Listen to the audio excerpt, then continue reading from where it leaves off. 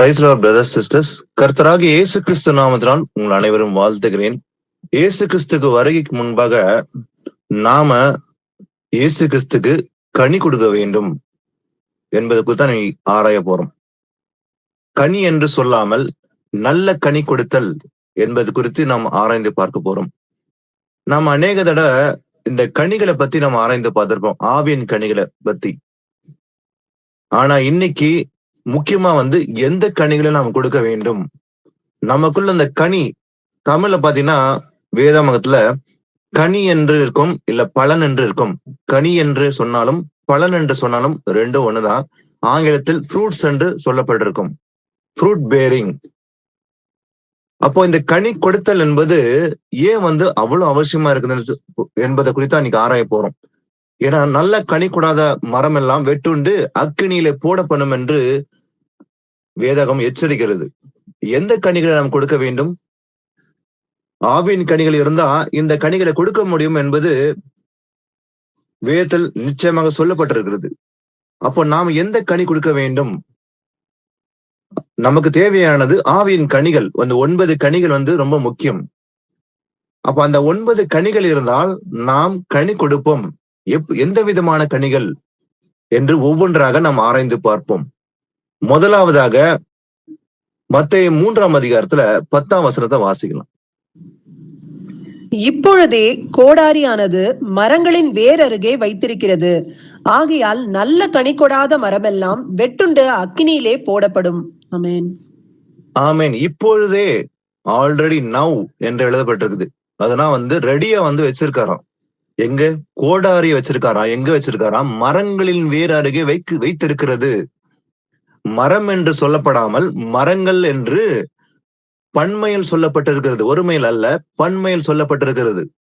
அப்படின்னா ஒரு மனுஷனை குறித்து சொல்லப்படுகிற விஷயம் அல்ல இது. மரம் என்றால் லிட்டரலா மரத்தை பத்தி சொல்லல. மரம் என்பது, மரங்கள் என்பது மனிதர்களை குறிக்குது. அப்போ இப்போது கோடாரியானது மரங்களின் வேர் அருகே வைத்திருக்கிறது. அப்போ ரெடியா அந்த கோடாரிய மரங்களின் வேர்கிட்ட வைத்திருக்கிறாராம். எதற்காக? நல்ல கனி கொடாத மரம் எல்லாம் வெட்டுண்டு அக்கினியிலே போடப்படும் என்று எழுதிருக்குது. கனி என்று சொல்லப்படாம நல்ல கனி என்று சொல்லப்பட்டது. இதுதான் நம்ம கவனிக்க வேண்டியது.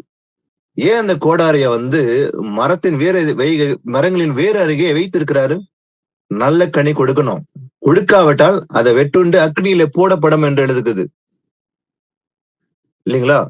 இதே வசதி நீங்க பாத்தீங்கன்னாக்கா மத்தேயு 7:19 வாசிக்க முடியும். அங்கேயும் கூட நல்ல கனி கொடாத மரம் எல்லாம் வெட்டுண்டு அக்னியில போடப்படும்.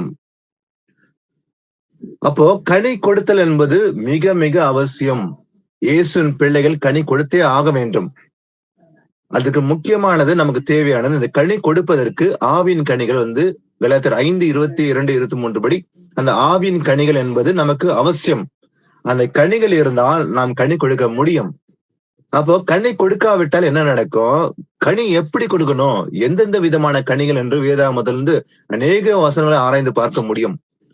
முதலாவது நாம இந்த ஊமையில பத்தி நிறைய விஷயங்களை பார்க்க முடியும். இயேசு கிறிஸ்து ஒரு வார்த்தை கூறுகிறார். யோவான் 12ஆம் அதிகாரத்துல 24-25 வாசிக்கலாம். மெய்யாகவே மெய்யாகவே நான் உங்களுக்கு சொல்லுகிறேன், கோதுமை மணியானது நிலத்தில் விழுந்து சாகாவிட்டால் தனித்திருக்கும், செத்ததே ஆகில் மிகுந்த பலனை கொடுக்கும்.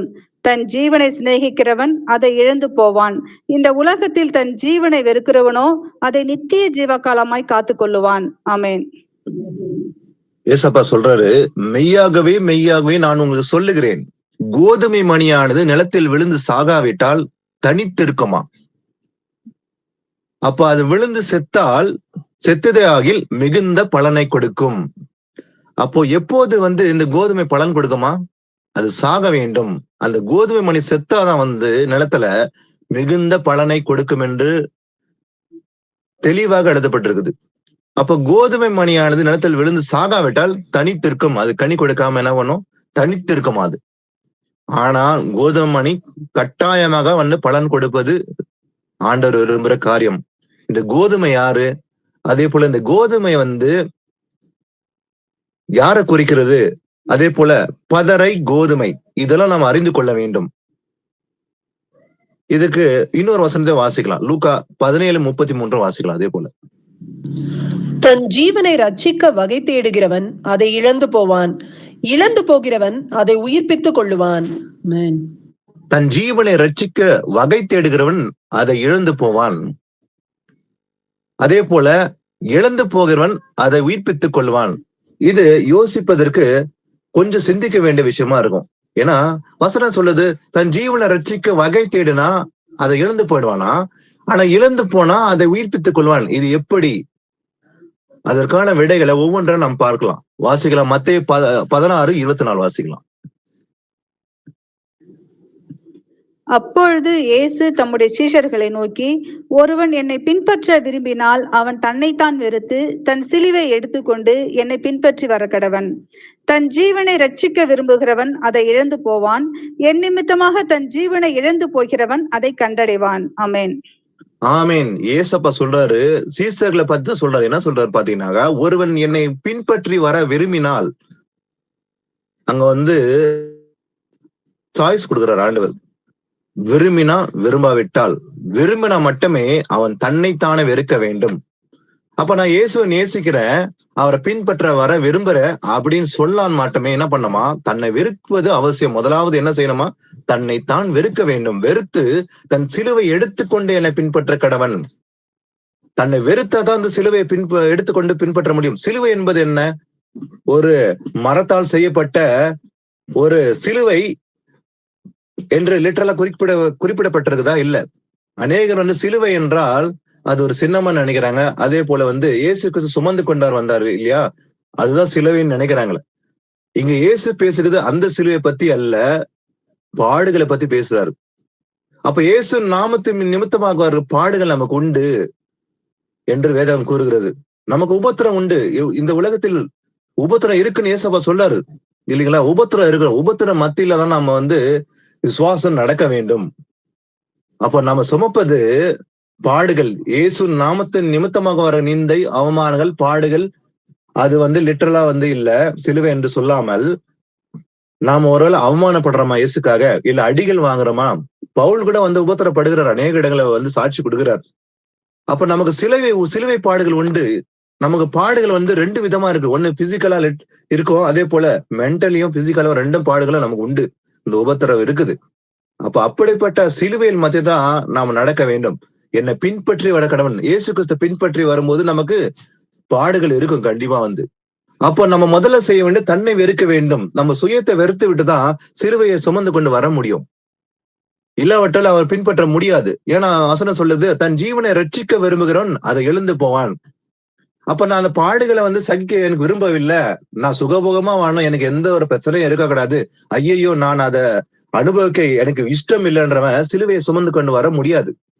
அப்போ தன்னை வெறுத்து தன் சுயத்தை வெறுத்தால் மட்டுமே அந்த பாடுகளுக்கு வழியில நடப்பான். அப்ப என் நிமித்தமாக தன் ஜீவனை இழந்து போகிறவன் அதை கண்டடைவான். அப்ப இயேசு கிறிஸ்து நாமத்தின் நிமித்தமாக நம்ம ஜீவனை இழக்கிறோமா? இழந்து பாருங்க, அவர் நாமத்தை. அப்போ ஜீவனை ரட்சிக்க விரும்புறவன், அப்ப தன் ஜீவனை ரட்சிக்க விரும்புகிறவன் அதை இழந்து போவான். ஆனா என் நிமித்தமாக, இயேசு நாமத்தின் நிமித்தமாக தன் ஜீவனை இழந்து போகிறவன் அதை கண்டடைவானாம். ஏன்னா இயேசு சொல்ற, நானே வழியும் சத்தியமும் ஜீவனமா இருக்கிறேன். அப்ப நமக்கு ஜீவனா இருக்கிறது இயேசு கிறிஸ்து ஒருவர் தான். அப்ப தன் ஜீவனை காக்கிறவன் அதை இழந்து போவான், என் நிமித்தம் தன் ஜீவனை இழந்து போகிறவன் அதை காப்பான் என்று இயேசப்பா சொல்றாரு. வாசிக்கலாம். யோவான் 11 25-27 வாசிக்கலாம். இயேசு அவளை நோக்கி, நானே உயிர்த்தெழுதலும் ஜீவனுமாய் இருக்கிறேன். என்னை விசுவாசிக்கிறவன் மரித்தாலும் பிழைப்பான். உயிரோடு இருந்து என்னை விசுவாசிக்கிற எவனும் என்றென்றைக்கும் மறியாமலும் இருப்பான். இதை விசுவாசிக்கிறாயா என்றார். ஆமென். பாருங்க, நல்ல கிளியரா இருக்குது இல்லைங்களா? முந்தின வசனம் வாஸ்தவம், தன் ஜீவனை ரட்சிக்க விரும்புகிறன் அதை இழந்து போவானாம். ஆனா என் நிமித்தமாக தன் ஜீவனை இழந்து போகிறன் அதை கண்டடைவான். அதுதான் இயேசப்பா சொல்றாரு, நானே உயிர்த்தெழுதலும் ஜீவனுமா இருக்கிறேன், என்னை விசுவாசிக்கிறன் மரித்தாலும் பிழைப்பானாம். இன்னைக்கு இயேசு கிறிஸ்து நாமத்தின் நிமித்தமாக நாம பாடுகள் மத்தியில நாம அவருக்காக மரித்தாலும் கூட நாம் சதா காலமா உயிரோடு இருக்க போறோம், என்றென்றுக்கும் அவரோட அரசாளுவோம் என்று இருக்கிறது. அப்போ அப்ப நானே உயிர்த்தெழுதும் ஜீவனமான இயேசப்பா சொல்றாரு இல்லையா? உயிர்த்தெழுதலும் ஜீவனும் நான் தான் அப்படின்னு இயேசப்பா சொல்றாரு இல்லைங்களா? அப்படி சொல்லும் போது சொல்றாரு, என்னை விசுவாசிக்கிறவன். அப்ப இயேசுவை விசுவாசிக்கிற அத்தனை பேரும், உண்மையான விசுவாசம் இருக்கிற அத்தனை பேரும் இருத்தல மரித்தாலும் சரி அவன் பிழைப்பானாம். ஏன்னா உயிரோடு இருந்து என்னை விசுவாசிக்கிற எவனும். அப்ப நாம எல்லாம் உயிரோடு இருந்தா அவர் ஏசப்பா விசுவாசிக்கிறோம். என்னை விசுவாசிக்கிற எவனும் என்றென்றைக்கும் மறியாமலும் இருப்பான். நம்ம சரீரத்தில் மறித்தாலும் கூட ஆத்மால என்றென்றைக்கும் மறிக்காமல் பிழைத்திருப்போம் என்றது பார்க்கிறோம்.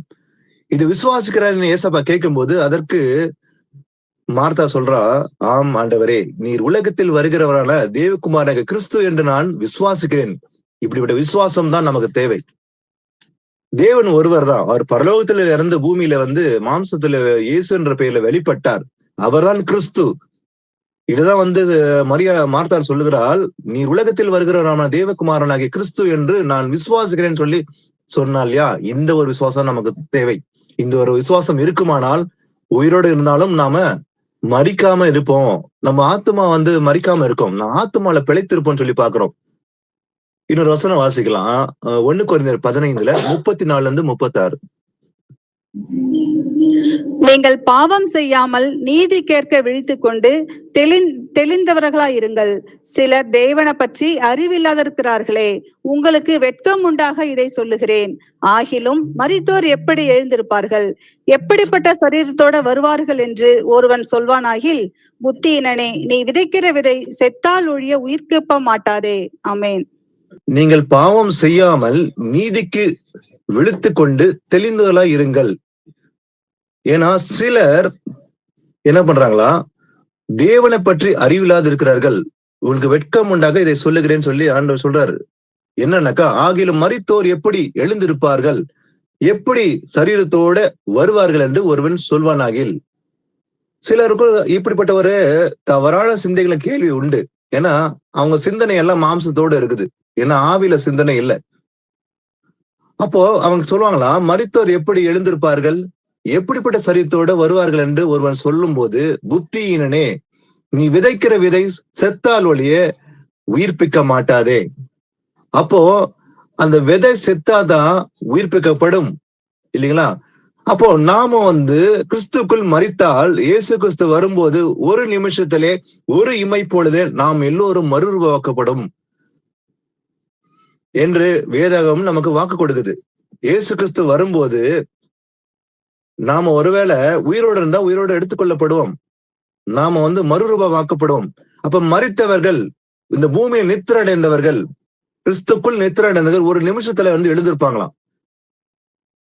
அதான் ஆண்டவர் சொல்றாரு, மரித்தோர் எப்படி எழுந்துப்பான் கேட்கும் போது, நீ விதைக்கிற விதை செத்தால் ஒழிய உயிர்ப்பிக்க மாட்டாதே. அப்ப விதை செத்தாதான், அப்ப அதுதான் வாஸ்தவம் இல்லைங்களா? கோதுமையானது விழுந்து சாகாவிட்டால் இல்லைங்களா, அது கனி கொடுக்க தானா கனி கொடுக்க முடியாது. அது இல்லைன்னா தனித்து இருக்கும். அப்ப கோதுமை என்பது ஒரு மனுஷனை குறிக்கிறது. அந்த கோதுமை யாருன்னு அடுத்தது வசனம் நம்ம வாசிக்கும் போது நமக்கு புரியும். வாசிக்கலாம். 1 பேதுரு 2:24 வாசிக்கலாம். நாம் பாவங்களுக்கு செத்து நீதிக்கு பிழைத்திருக்கும்படிக்கு அவர் தாமே தமது சரீரத்திலே நம்முடைய பாவங்களை சிலுவையின் மேல் சுமந்தார். அவருடைய தழும்புகளால் குணமானீர்கள். ஆமென். ஆமென். நாம் பாவங்களுக்கு செத்து நீதிக்கு பிழைத்திருக்கும்படி. அப்போ சாகுறது பிழைக்கிறதுன்னு சொல்லி பார்த்தோம் இல்லைங்களா? இதுக்கு நல்ல ஒரு விளக்கத்தை இங்க பாக்குறோம். நாம் பாவங்களுக்கு செத்து எதுக்கு சாக வேண்டும்? பாவத்துக்கு செத்து நீதிக்கு பிழைத்திருக்கணும். அப்ப பாவத்துக்கு செத்துட்டா நாம நம்முடைய ஆவி, நம்முடைய சரீரம் இருந்தாலும் கூட நம்ம ஆவியில எல்லாம் எப்படி இருக்கணுமா, நீதிக்கு பிழைத்திருப்போம் நம்ம. அப்ப நீதிக்கு பிழைத்திருக்கும்படிக்கு அவர் தாமே தமது சரீரத்திலே நம்முடைய பாவங்களை சிலுவையிலே சுமந்தார். அவருடைய தழும்புகளால் குணமானீர்கள். அப்ப நாம சாக வேண்டியது எதற்கு சாக வேண்டுமா? பாவத்துக்கு சாக வேண்டும். அப்ப நம்ம ஞானஸ்நானம் எடுக்கிறதுக்கு முன்பாக என்ன சொல்லுது? மனம் திரும்புவதற்கு ஏற்ற ஞானஸ்நானம் பெற்றுக் கொள்ளுங்கள். அப்ப மனம் திரும்பி பாவத்துக்கு செத்த பிறகுதான், பாவத்துக்கு செத்து நீதிக்கு பிழைத்துக்கணும்னா மனம் திரும்ப வேணும். முதல்ல மனம் திரும்பினாதான் பாவத்துல சாக முடியும்.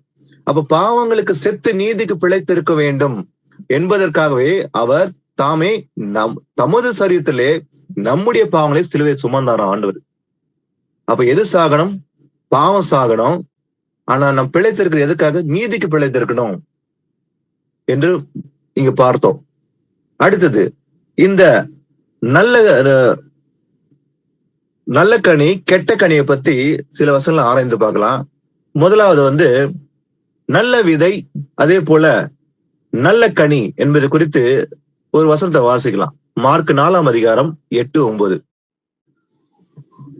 சில விதை நல்ல நிலத்தில் விழுந்தது, ஓங்கி வளர்கிற பயிராகி ஒன்று 30, ஒன்று 60, ஒன்று 100 பலன் தந்தது. கேட்கிறதுக்கு காது உள்ளவன் கேட்க கடவன் என்று அவர்களுக்கு சொன்னார். ஆமென். ஆமென். இந்த விதைகள் பத்தி ஊமைகளை அநேக இதெல்லாம் வாசித்திருப்போம் இல்லையா? விதை தேவனுடைய வார்த்தை என்பது நமக்கு நல்லாவே தெரியும் இல்லைங்களா? விதைக்கிறவன் மனுஷகுமாரன் எழுதிருக்குது. இந்த விதை வந்து இந்த 4 விதமான விதை பத்தி நம்ம வாசித்திருப்போம் இல்லைங்களா? ஒண்ணு வழி அருகே விதைக்கப்பட்ட விதை, இன்னொன்னு முட்செடி நடுவில் விதைக்கப்பட்டது, அடுத்து கற்பாலின் மேல் விதைக்கப்பட்டது. இந்த 4வது விதை தான் நல்ல நிலத்துல விழுந்து பலன் கொடுக்கிற ஒரு விதையா இருக்குது. அடுதான் பாக்குறோங்க, சில விதை நல்ல நிலத்தில் விழுந்தது. நிலம் என்பது உலகம். அப்போ ஒன்று ஓங்கி வளர்கிற பயிராகி அந்த நல்ல நிலத்தை விழுந்த பிறகு என்ன ஆகுதுன்னா, அது ஓங்கி வளர்கிறது, பயிராகுது. பயிரான பிறகுதான் அது 30, 60, 100 பலன் தந்தது. அப்ப நல்ல நிலத்தில் விதைக்கப்பட்டால்தான் அது ஓங்கி வளர்ந்து பலன் கொடுக்க முடியும். ஏன்னா அந்த விதை செத்தாதான் வந்து அது கனி கொடுக்க முடியும்னு சொல்லி பார்த்தோம் இல்லைங்களா? இப்போ அடுத்தது, இந்த ஒரு விதை வந்து போட்ட உடனே இன்னைக்கே வந்து அது கனி கொடுக்க முடியாது. ஒரே நாள்ல கனி கொடுக்குமா? இல்ல.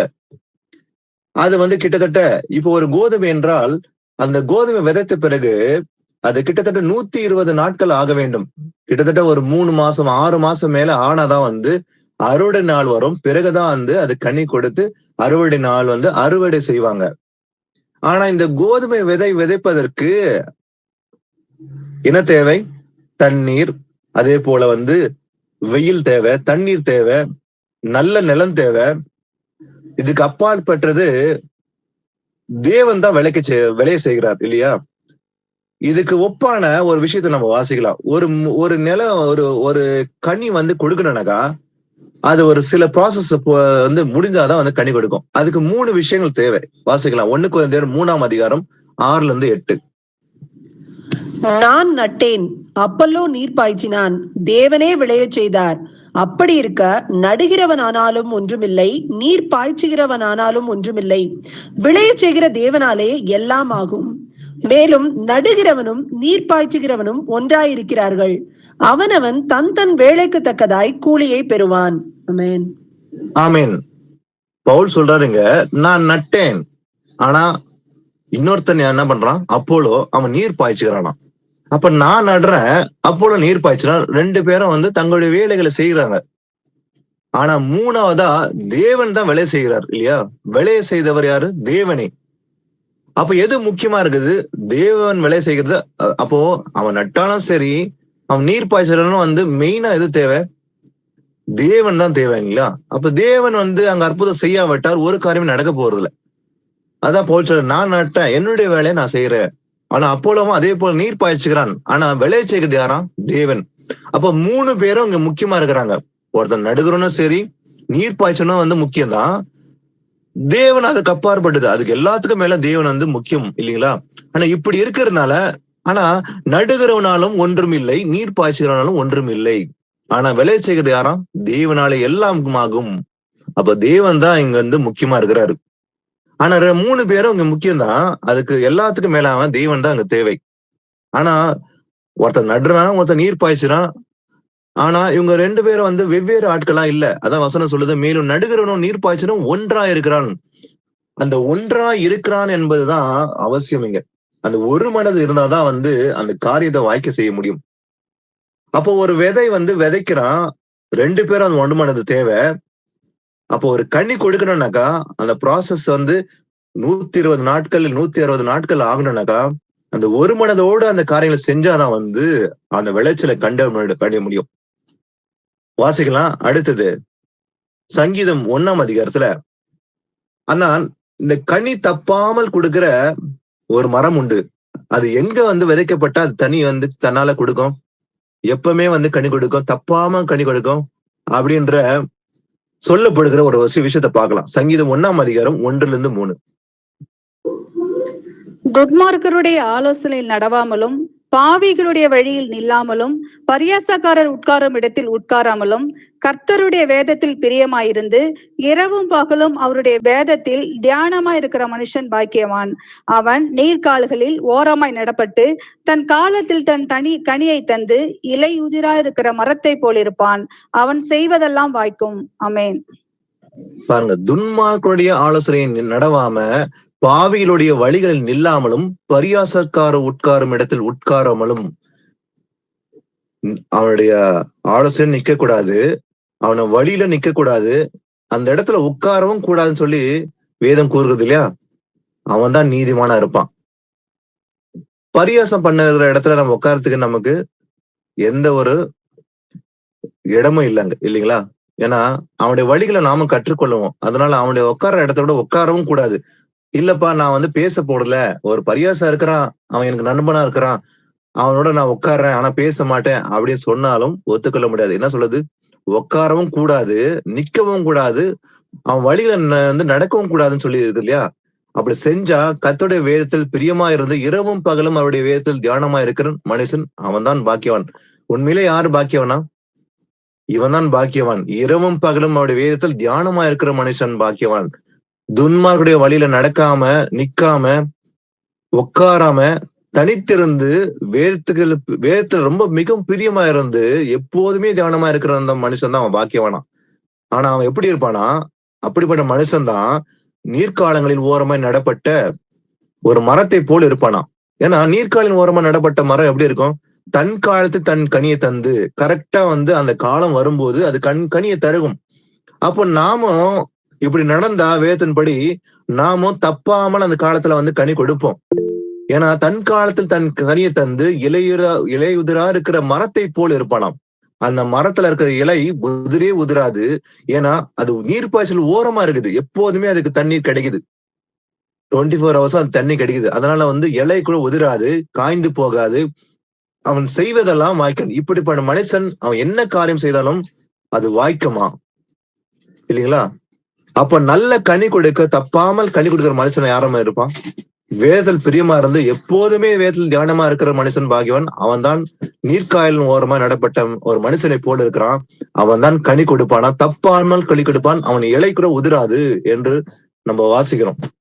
ஒரு உவமையை பார்க்கலாம். அதாவது இந்த கோதுமை களைகள் யார் என்பதை நாம் அறிந்து கொள்ள வேண்டும். மத்தேயு 13 24-30. வேறொரு உவமையை அவர்களுக்கு சொன்னார். பரலோக ராஜ்யம் தன் நிலத்தில் நல்ல விதையை விதைத்த மனுஷனுக்கு ஒப்பாயிருக்கிறது. மனுஷன் நித்திரை பண்ணுகையில் அவனுடைய சத்துரு வந்து கோதுமைக்குள் களைகளை விதைத்து விட்டு போனான். பயிரானது வளர்ந்து கதிர்விட்ட போது களைகளும் காணப்பட்டது. வீட்டு எஜமானுடைய வேலைக்காரர் அவனிடத்தில் வந்து, ஆண்டவனே, நீர் உமது நிலத்தில் நல்ல விதையை விதைத்தீர் அல்லவா? பின்னே அதில் களைகள் எப்படி உண்டானது என்றார்கள். அதற்கு அவன், சத்துரு அதை செய்தான் என்றான்.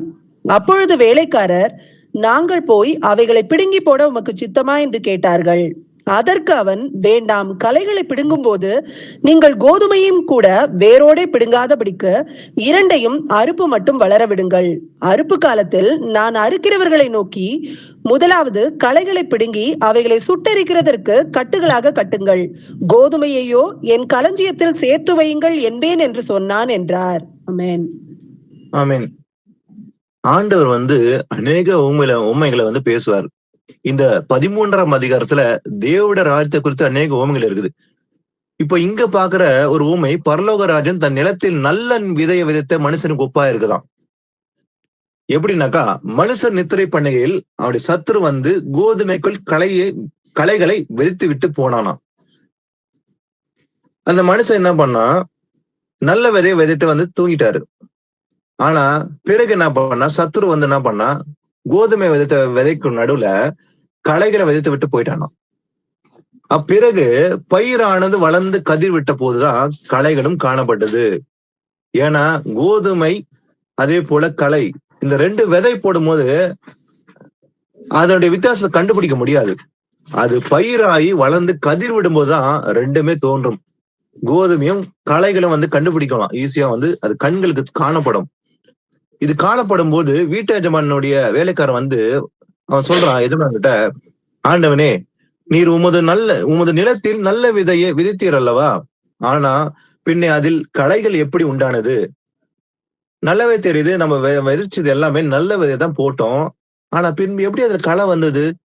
ஆண்டவருக்கு நல்லாவே தெரியும். அதுக்கு எஜமான் சொல்றாரு, அதுக்கு அவன் சத்ரு அதை செய்தான். அப்போ சத்ரு என்ன பண்றான்? களைகளை வந்து விதைச்சிட்டு போயிட்டானா. அப்போ வேலைக்காரன் ஒரு ஆலோசனை சொல்றான், நாங்கள் போய் அவைகளை பிடுங்கி போடுவா, உனக்கு சித்தமா அப்படின்னு கேட்கும்போது, அதற்கு வேண்டாம், களைகளை பிடுங்கும் போது என்ன நடக்குமா, கோதுமையோட கூட அவர் வேரோட பிடுங்கும்படிக்கு 2 அறுப்பு மட்டும் வளர விடுங்கள்.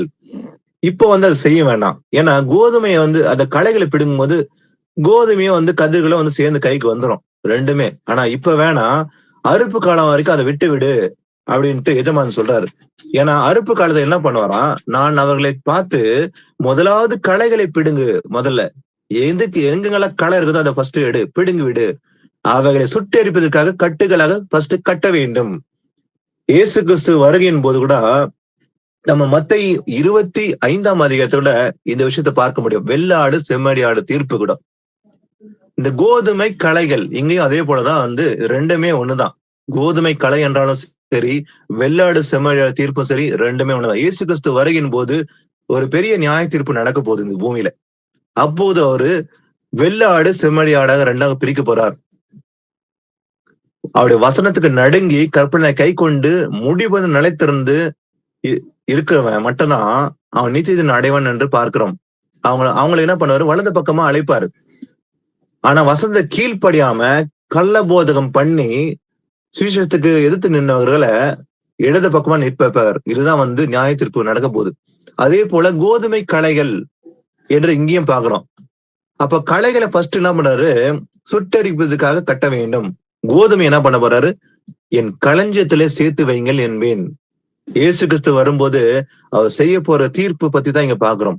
கோதுமை களைகள், கோதுமை என்று வசனத்துக்கு நடுங்கி நடக்கிறவங்க தான் இல்ல, வசனத்துக்கு கை கொண்டு நடக்கிறவர்கள், கனி கொடுப்பவங்க தான். அப்போ கோதுமை வந்து என்ன ஆகுது, அது செத்து என்ன ஆகுது, விளைச்சல் வந்து அது கதிர் விட்டு 30, 60, 100 பலன் கொடுக்குது. அந்த கோதுமை யாரா இருக்க முடியும்? அந்த கோதுமை நாம தான் இருக்கும் இல்லைங்களா? நாம கனி கொடுப்போம். அவருடைய வசனத்துக்கு நடுங்கி கடைசி வரைக்கும் நம்ம நினைத்திருந்தா அவருடைய வசனத்துக்கு நடுங்கி நாமும் கனி கொடுப்போம். ஆனா வசனத்துக்கு செவி கொடுக்காம விலகி கற்பனையில கை கொள்ளாம இருந்தா அவங்க களைகளை போலதான் இருப்பாங்க. அப்ப கோதுமை எப்படி இருக்கும், கனி கொடுக்கிற ஒரு விதையா இருக்க போகுது. அப்ப கோதுமை வந்து நிலத்தில் விழுந்து செத்து அது கனி கொடுக்கும், சாகாவிட்டால் அது தனித்திருக்கும் சொல்லி பார்த்தோம். மத்தேயு 3:12 அதே போல வாசிக்கலாம். 3:12. தூற்றுக்கூடை அவர் கையில் இருக்கிறது. அவர் தமது களத்தை நன்றாய் விலக்கி தமது கோதுமையை களஞ்சியத்தில் சேர்ப்பார். பதறியோ அவியாத அக்னியால் சுட்டெரிப்பார் என்றான். ஆமென். தூற்றுக்கூடை அவர் கையில் இருக்கிறதாம். ஏன்னா அவர் தமது களத்தை நன்றாய் விலக்கி தமது கோதுமை களஞ்சியத்தில் சேர்ப்பார். இயேசு கிறிஸ்து கையில தான் அந்த தூற்றுக்கூடை இருக்கிறது. அப்ப நியாயத்திற்கு செய்கிற அதிகாரம் முழுசா யாருக்கு இருக்குது, மனுஷகுமார் தான் இருக்குதுன்னு சொல்லி பாக்குறோம். இயேசு கிறிஸ்து வரும்போது மனுஷகுமார்னா வந்து அவர் நியாயாதிபதியாக வந்து நியாயத்திற்கு போறாராம். ஏன்னா அவர் கையில தான் தூற்றுக்கூடை இருக்கிறது. இந்த கோதுமையும் களஞ்சியத்தையும் வந்து வேறு பிரிக்கிறதுக்கு இந்த தூற்றுக்கூடை தேவை. அந்த காலகட்டத்துல ஒரு கோதுமையும் வந்து களையம் பிரிக்கிறதுக்கு இந்த தூற்றுக்குடிய வந்து உபயோகப்படுவாங்க. இன்னைக்குதான் வந்து எந்திரங்கள் வந்து விட்டது. அந்த காலத்துல எந்திரம் இல்லாத காலத்தில் தூற்றுக்கூடை தான் வந்து உபயோகம் பண்ணுவாங்க. இந்த தூற்றுக்கூடைய உபயோகப்படுத்தி இந்த கோதுமை தனியாவும் களஞ்சியத்தை சேர்த்துட்டு அதே போல பதரை சுட்டெடுப்புக ரெண்டுத்தையும் பிரிக்கக்கூடியது இந்த தூற்றுக்கூடை தான். இயேசு கிறிஸ்து கூட இந்த களையும் கோதுமையும் பிரிக்கிறதுக்காக அவருடைய கரத்துலதான் அந்த அதிகாரம் இருக்குதான், தூற்றுக்கூடை. அவர் என்ன பண்ணாரு, கோதுமையை கலந்து சேர்ப்பாரு, பதரைய வந்து என்ன பண்ணாரு, அவியாத அக்னியில சுட்டெரிப்பார் என்று முன்னவே அறிவித்தார். 2000 வருஷமாக இதை அறிவித்தார். அதை வரப்போற நாட்கள் மிக மிக சமமா இருக்குது என்று பார்க்கிறோம். மத்தேயு 13ஆம் அதிகாரத்துல 37 39 வாசிங்க. அவர் பிரதியுத்தரமாக, நல்ல விதையை விதைக்கிறவன் மனுஷகுமாரன், நிலம் உலகம், நல்ல விதை ராஜ்யத்தின் புத்திரர், கலைகள் பொல்லாங்கனுடைய புத்திரர், அவைகளை விதைக்கிற சத்துரு பிசாசு, அறுப்பு உலகத்தின் முடிவு, அறுக்கிறவர்கள் தேவதூதர்கள். ஆமென். ஆமென். இப்போ இயேசு கிறிஸ்து முழுசா அதுக்கான அர்த்தத்தை விளக்கம் கொடுக்கிறார் பாருங்க. நல்ல விதை என்பது என்ன? நல்ல விதை விதைக்கிறவன் யாரு? மனுஷகுமாரன். ஆண்டவர் தான் விதைச்சாரு. ஆனா நிலம் என்பது உலகம். அப்ப நல்ல விதை ராஜ்யத்தின் புத்திரா இருக்கிறாங்க. ஏன்னா அவங்க தான் கனி கொடுக்க போறாங்க. களைகள் யாரு? பொல்லாங்கனுடைய புத்திரர். அப்ப பிசாசு களைகளை விதைத்து விட்டான். பிசாசின் பிள்ளைகளை யார் இருப்பாங்க? பொல்லாங்கனுடைய புத்திரர். அவைகளை விதைக்கிறவன் யாரு? சத்ரு. அவன் தான் பிசாசு. அப்போ அறுப்பு உலகத்தின் முடிவு. இயேசு கிறிஸ்து வரும்போதுதான் அந்த அறுப்பு காலம். அறுக்கிறவர்கள் யாரு? தேவதூதர்களை தான் அனுப்புவாரு.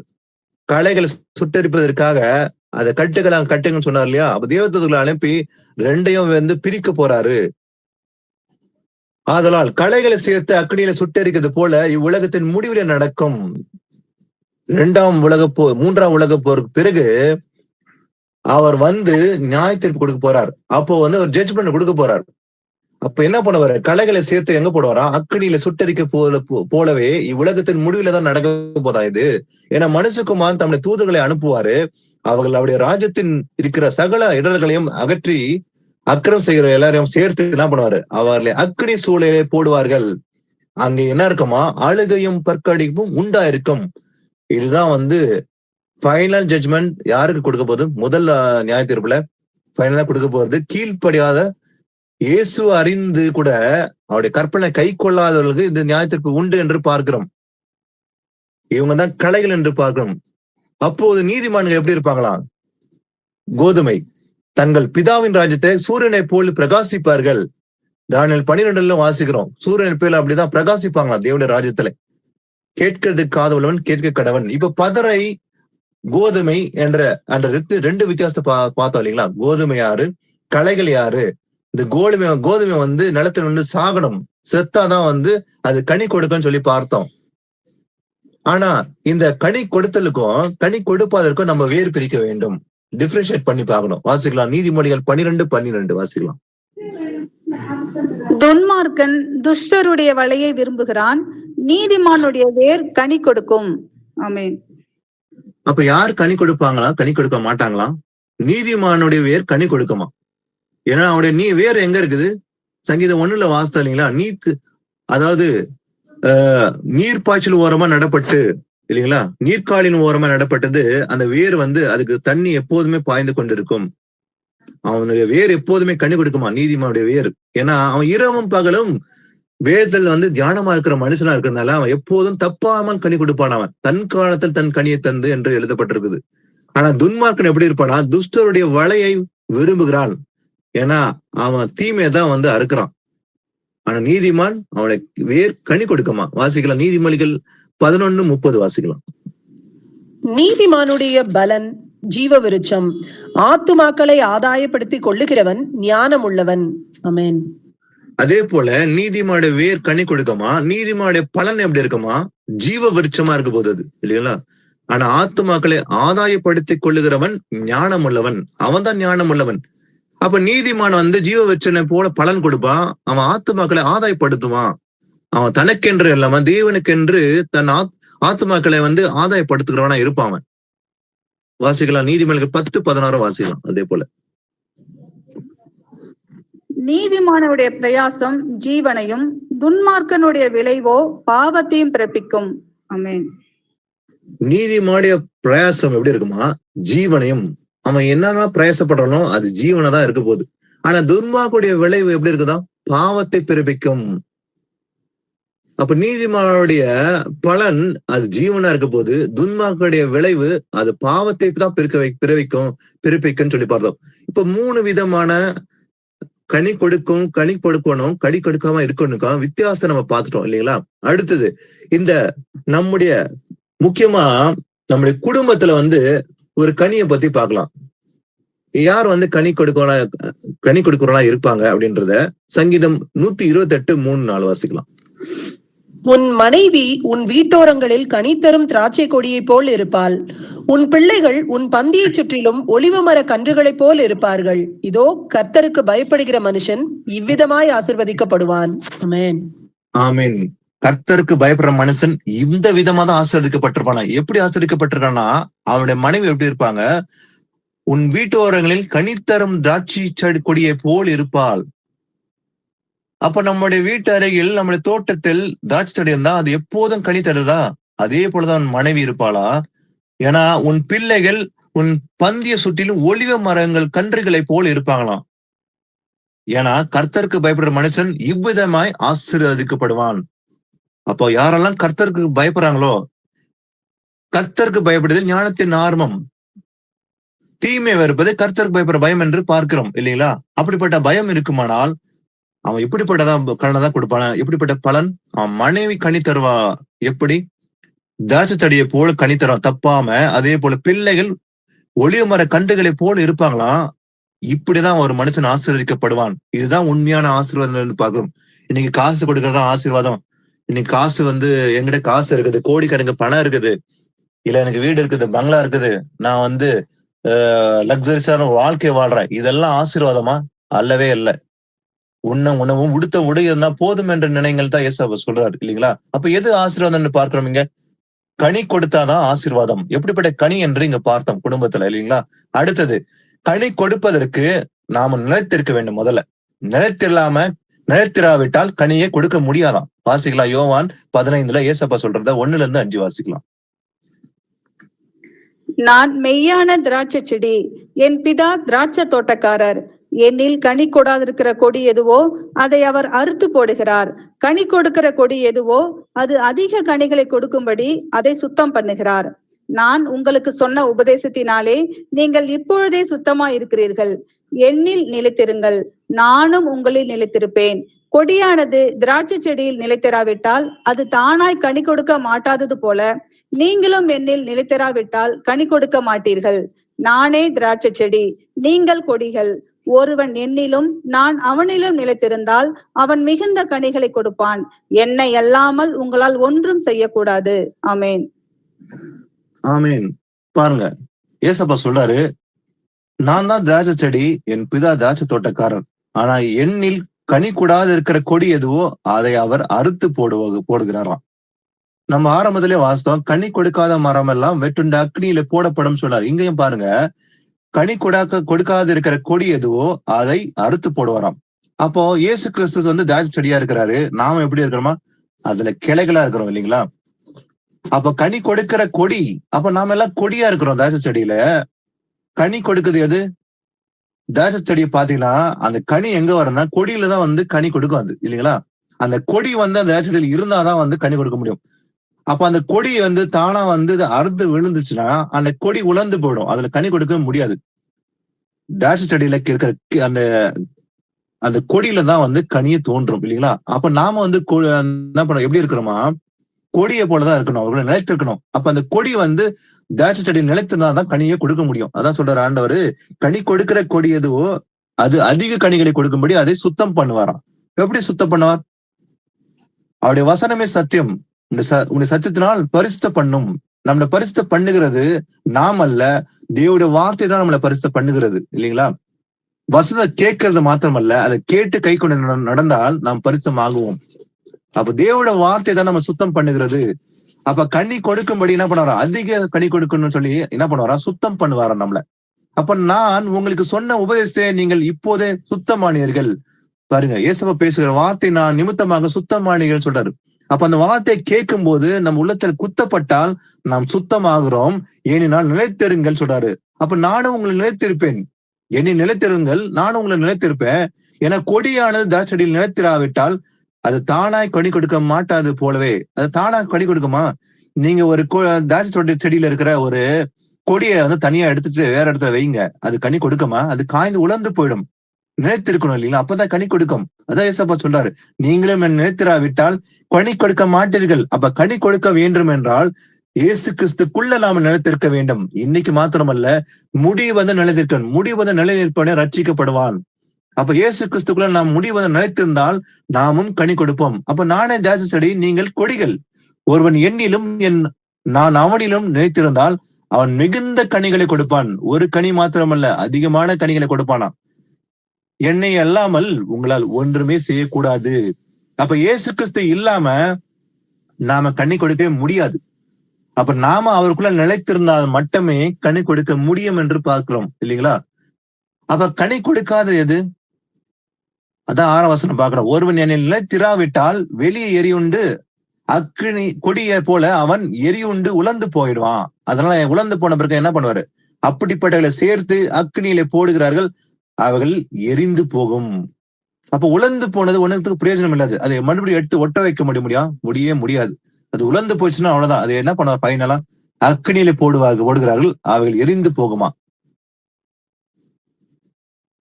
வாசிக்கலாம். அடுத்தது இதுல 8ஆம் வசனம் வாசிங்க. இந்த அதிகாரத்துல, நீங்கள் மிகுந்த கனிகளை கொடுப்பதினால் என் பிதா மகிமைப்படுவார், எனக்கும் சீஷராய் இருப்பீர்கள். ஆமென். யார் உண்மையான சீஷனா இருப்பாங்களா? நல்லா வசனம் தெளிவா கூறுகிறது, நீங்கள் மிகுந்த கனிகளை கொடுப்பதினால். அப்ப எப்படி நம்ம மிகுந்த கனிகளை கொடுப்போம்? நாம் அவருக்குள்ள நிலைத்திருந்தால் அவருக்கு சீஷரா இருப்போம். அதே போல மிகுந்த கனிகளையும் கொடுப்போமா. அப்ப நீங்கள் மிகுந்த கனிகளை கொடுப்பதினால்தான் என் பிதா மகிமைப்படுவார். அப்ப நாம மிகுந்த கனி கொடுத்தா மட்டுமே தேவன் மகிமைப்படுவார். அதே போல நாம எப்படி இருப்போமா அவருக்கு? நாம் எல்லோரும் எனக்கும் சீஷரா இருப்பீர்கள். யாருக்கு? மனுஷனுக்கு அல்ல, இயேசு கிறிஸ்துக்கு நாம் எல்லாரும் சீஷரா இருக்கணும். நம்ம முதல்ல இயேசு கிறிஸ்து சீஷரா மாறுறதுதான் இயேசுடைய சித்தம். அவருடைய சித்தமே நாம் எல்லாரும் முதல்ல இயேசு சீஷரா மாறணும். அப்போ அவருடைய வசனத்தை கேட்டு நம்ம சுத்தமாகி அவருக்குள்ள நிலைத்திருந்தால் நாம் அவருக்கு சீஷரா இருப்போம். இப்ப சீஷன் மட்டும் தான் கனி கொடுப்பான். நல்லா கிளியரா இருக்குது. அப்ப யார் கனி கொடுப்பானா? நல்ல கனி சீஷன் மட்டும் தான் இல்லைங்களா? வாசிக்கலாம். அப்போ கிரியன் நிமித்தமாக வருகிற பலனை பத்தி பார்க்கலாம். கிரியன் நிமித்தமாக வருகிற பலன் எரேமியா 17ஆம் அதிகாரம் 7-10 வாசிக்கலாம். கர்த்தர் மேல் நம்பிக்கை வைத்து கர்த்தரை தம் நம்பிக்கையாக கொண்டிருக்கிற மனுஷன் பாக்கியவான். அவன் தண்ணீர் அண்டையிலே நாட்டப்பட்டதும் கால்வாய் ஓரமாக தன் வேறுகளை விடுகிறதும் உஷ்ணம் வருகிறதை காணாமல் இலை பச்சையாயும் இருக்கிறதும் மழை தாழ்ச்சியான வருஷத்திலும் வருத்தமின்றி தப்பாமல் கனி கொடுக்கிறதுமான மரத்தை போல் இருப்பான். எல்லாவற்றை பார்க்கிலும் இருதயமே திருக்குள்ளதும் மகா கேடுள்ளதுமாய் இருக்கிறது. அதை அறியத்தக்கவன் யார்? கர்த்தராகிய நானே ஒவ்வொருவனுக்கும் அவனவன் வழிகளுக்கும் செய்களின் பலன்களுக்கும் தக்கதை கொடுக்கும்படிக்கு இருதயத்தை ஆராய்கிறவரும் உள்ளிருதயங்களை சோதித்தருகிறோமாயிருக்கிறேன். ஆமேன். ஏசப்பா சொல்றாரு, சீக்கிரமாய் வருகிறேன், அவனுடைய கிரைகளின்படி அவனுக்கு நான் அளிக்கும் பலன் என்னோட கூட வருகிறது என்று வெளிப்படல 22:12 கூறப்படுகிறது இல்லையா? இயேசு கிறிஸ்து வரும்போது அவனுடைய கிரைகளுக்கு தக்கதாக நான் பலன் கொடுக்கும்படி வருகிறேன் சொல்லி இயேசப்பா சொன்னாரு. பாருங்க, கர்த்தர் மேல் நம்பிக்கை வைத்து கர்த்தரை தன் நம்பிக்கையாய் கொண்டிருக்கிற மனுஷன் தான் பாக்கியவானா. யார் பாக்கியவான்? அவர் மேல் நம்பிக்கை வைக்கணும். முதல்ல அவரை நம்பிக்கையா நம்ம கொண்டிருக்க வேண்டும். அவன் தான் பாக்கியவான். ஏன்னா அவன் தண்ணீர் அண்டையில் நடப்பட்டதும், நம்ம சங்கீதம் 1 வாசித்தோம், கால்வாய் ஓரமாக தன் வேர்களை விடுகிறதும் உஷ்ணம் வருகிறதை காணாமல் இலை பச்சையா இருக்கிறதும் மழைத்தாட்சியான வருஷத்திலும் வருத்தமின்றி தப்பாமல் கனி கொடுக்கிறதுமான மரத்தை போல இருப்பானாம். உஷ்ணம் இருந்தாலும் சரி, வெயில் இருந்தாலும் சரி, எல்லா சூழ்நிலையும் தப்பாமல் கனி கொடுக்கறா போல இருப்பானா. யாரு? கர்த்தரை நம்பிக்கையா கொண்டிருக்கிற மனுஷன் மட்டும்தான். அவன் எல்லா சூழ்நிலையும் எல்லா நேரங்களிலும் எப்பவுமே தப்பாமல் கனி கொடுக்கிறான். உஷ்ணம் இருந்தாலும் சரி, இல்லாவிட்டாலும் சரி, வருஷத்திலும் வருத்தமின்றி தப்பாமல் கனி கொடுக்கிறன போல இருப்பானா. ஏன்னா எல்லாவற்றை பார்க்கிலும் இந்த இருதயம் எப்படிப்பட்டதா இருக்குதான்? திருக்குள்ளதும் மகா கேடுதலா இருக்கிறது. அதை அறியத்தக்கவன் யார்? இந்த இருதயம் என்பது மகா கேடு உள்ளது இல்லைங்களா? அதை அறிய யாருமே முடியாது. இந்த இருதயத்துல இருந்தா என்ன தோன்றும்? பாவம் தோன்றும். இந்த இருதயத்துல இருந்து புறப்படுறது எது? கசப்பு, கெட்ட வார்த்தை, தூஷணம், வம்பு, புத்தியீனமான பேச்சு எல்லாமே வாய் வழியா வருத்து முன்பாக தொடங்குற இடமே இருதயம். ஏன்னா அது மகா கேடுதான் இருக்குது. அப்போ எங்கிருந்து நம்ம சுத்திகரிப்பு வேணும்? இருதயம் இல்லைங்களா? அப்ப கர்த்தராக நானே ஒவ்வொருவனுக்கும் அவன் வழிகளுக்கும் செய்களின் பலன்களுக்கும் தக்கதாய் கொடுக்கும்படிக்கு என்ன பண்றாரா? இருதயத்தை ஆராய்கிறவரும் உள்ளந்திரியங்களை சோதிக்கிறவருமா இருக்கிறாராம். அப்ப நம்முடைய உள்ளத்தின் சிதறங்களை அறிந்திருக்கிற தேவன் ஒருவர் தான். எந்த மனுஷனும் அல்ல. அதை அறிந்து அதை சோதிக்கிறவர் அவர்தான். ஏன்னா அவன் வழிகளுக்கு தக்கதாய் பலன் கொடுப்பார் ஆண்டவர். அப்ப நம்ம நன்மை செய்தால் அதற்கேற்ற பலன் உண்டு, தீமை செய்தால் அதற்கேற்ற பலனும் உண்டு. அதான் ஏசப்பா சொல்ல, சீக்கிரமா வருகிறேன், அவனுடைய கிரியைகளின்படி அவனுக்கு நான் அளிக்கும் பலன் என்னோட கூடவே வருகிறது என்று ஏசப்பா சொன்னார். அவர் வரும்போது அதான் கொடுக்க போறார். அப்ப இன்னைக்கு நாம எந்த கிரியை செய்யறோமோ அந்த கிரியைக்கு தக்கதாக பலன் இருக்க போகுது. நம்ம நன்மை செய்தா அதற்கேற்ற பலன் உண்டு, தீமை செய்தா அதற்கேற்ற பலனும் உண்டு. அப்ப முடிவு அவர் வரும்போதுதான் வாசிக்கலாம். அடுத்தது நம்ம ஒவ்வொரு கனியா பார்த்தோம் இல்லைங்களா? ஆனா இன்னொரு முக்கியமான கனியை பத்தி பார்க்கலாம். மத்தேயு 3ஆம் அதிகாரம் 7-9. பரிசேயரிலும் சதுசேயரிலும் அநேகர் தன்னிடத்தில் ஞானஸ்தானம் பெறும்படி வருகிறதை அவன் கண்டு, விரியன் பாம்பு குட்டிகளே, வரும் கோபத்துக்கு தப்பித்துக் கொள்ள உங்களுக்கு வகை காட்டினவன் யார்? மனம் திரும்புதலுக்கு ஏற்ற கனிகளை கொடுங்கள். ஆபிரகாம் எங்களுக்கு தகப்பன் என்று உங்களுக்குள்ளே சொல்லிக் கொள்ள நினையாதிருங்கள். தேவன் இந்த கல்லுகளினாலே ஆபிரகாமுக்கு பிள்ளைகளை உண்டு பண்ண வல்லவராய் இருக்கிறார் என்று உங்களுக்கு சொல்லுகிறேன். ஆமென். ஆமென். பரிசேயர் சதுசேயர் இவங்க அவங்கள எப்பவுமே ஒரு புளித்தமா உண்டு, பாவம் இருக்குது. ஏன்னா கசப்பு, கள்ளத்தனம் இருந்துச்சு அப்பெல்லாம். ஏன்னா அங்க வராங்க யாருக்கிட்ட? ஞானஸ்நானம் பெறும்படி யோவான்ஸ்நானகிட்ட வராங்க. அப்போ யோவான்ஸ்நானகர் கூறுகிறாரு, விரியன் பாம்பு குட்டிகளே, சர்பத்தின் பிள்ளைகளே, அதாவது விரியன் பாம்பு குட்டிகளே சொல்லிட்டு வரும் கோபத்துக்கு தப்பித்துக் கொள்ள உங்களுக்கு வகை காட்டினவன் யாருன்னு சொல்லி யோவான்ஸ்நானகர் அவனை பார்த்து கேள்வி கேட்கிறார். ஏன்னா அவங்களுடைய எண்ணம் எப்படி இருந்ததா? தவறதான் இருந்தது. ஏன்னா மனம் திரும்புவதற்கு ஏற்ற கனிகளை கொடுங்கன்னு சொல்லி அவங்களை பார்த்து சொல்றாரு. மனம் திரும்பலனா கனி கொடுக்க மாட்டீங்க, மனம் திரும்புங்கன்னு சொல்லி அவங்களை பார்த்து எச்சரிக்கிறாரு யோவான்ஸ்நானகர். ஏன்னா ஆபிரகாம் எங்களுக்கு தகப்பன் என்று உங்களுக்குள்ளே சொல்லிக் கொள்ள நினையாதிருங்கள். அவங்களுக்கு ஒரு மேட்டிமை இருந்தது. நாங்க எல்லாரும் ஆபிரகாம் பிள்ளைகள் என்ற சொல்லிக் கொள்றாங்க, ஆனா அவர் கிரியையில ஒண்ணுமே காண்பிக்கிறது இல்ல, கிரியையில இல்லவே இல்லை. ஆனா வெறும் வாய் வார்த்தை. அதான் சொல்றாரு அவங்களை பார்த்து, ஆபிரகாம் எங்களுக்கு தகப்பன் என்று உங்களுக்குள்ளே சொல்லிய கொள்ள நினையாதிருங்கள். ஏன்னா தேவன் இந்த கல்லுகளினாலே ஆபிரகாமுக்கு பிள்ளைகளை உண்டு பண்ண வல்லவரா இருக்கிறார் என்று உங்களுக்கு சொல்லுகிறேன். ஏன்னா ஒரு கல்லை அது உருவாக்க முடியும் இல்லைங்களா? ஆபிரகாமுக்கு பிள்ளைகளை கல்லுனால கூட உருவாக்க முடியும். ஆனா நீங்க ஆபிரகாம் பிள்ளைகள் என்று சொல்லிக் கொள்ளாதீங்க. ஏன்னா அவங்களும் ஒரு மேட்டிமை இருந்தது. என்னன்னு பாத்தீங்கன்னா இது குறித்து ஏசப்பா கூட சொல்றாரு, பார்க்கலாம்.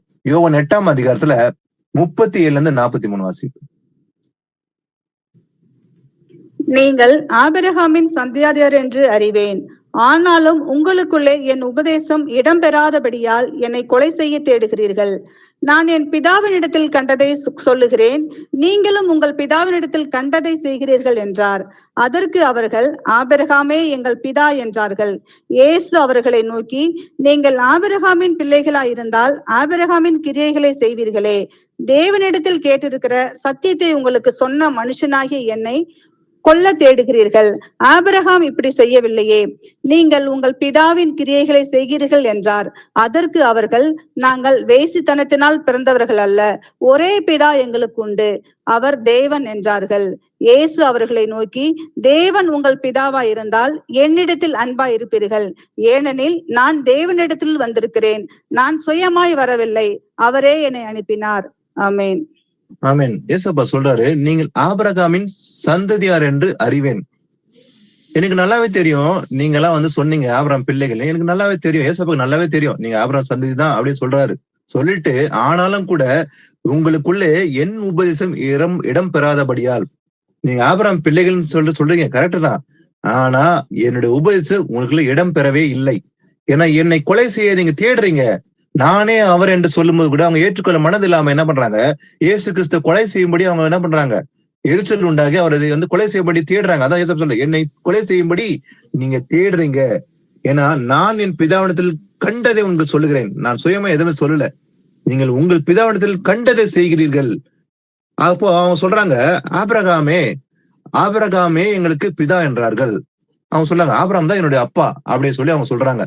அப்ப ஏசப்பா சொல்றாரு, நீங்கள் ஆபிரகாமின் பிள்ளைகளா இருந்தால் ஆபிரகாமின் கிரியைகளை செய்வீர்கள் அல்லவா? நீங்க செய்யவே இல்லையே. ஆனா வெறும் வாய் வார்த்தைனால ஆபிரகாம் பிள்ளைங்க சொல்றீங்க, ஆனா கிரியை செய்ய மாட்டீங்க. ஆபிரகாம் அப்போ தேவனிடத்தில் கேட்டு இருக்கிற சத்தியத்தை உங்களுக்கு சொன்ன மனுஷனாக என்னை கொலை செய்ய தேடுகிறீர்கள். நீங்க என்ன பண்றீங்களா? தேவனிடத்தில் கேட்டு இருக்கிற சத்தியத்தை உங்களுக்கு சொல்ற என்னதான் நீங்க கொலை செய்ய தேடுறீங்க. ஆனா ஆபிரகாம் இப்படி செய்யவே இல்லையே, ஆனா நீங்க செய்றீங்க ஆபிரகாம் பிள்ளைங்கன்னு சொல்லிட்டு. அப்ப நீங்கள் உங்கள் பிதாவின் கிரைகளை செய்கிறீர்கள் என்றார். அதற்கு அவர்கள், நாங்கள் வேசித்தனத்தினால் பிறந்தவர்கள்ல, ஒரே பிதா எங்களுக்கு உண்டு, அவர் தேவன் என்றார்கள்.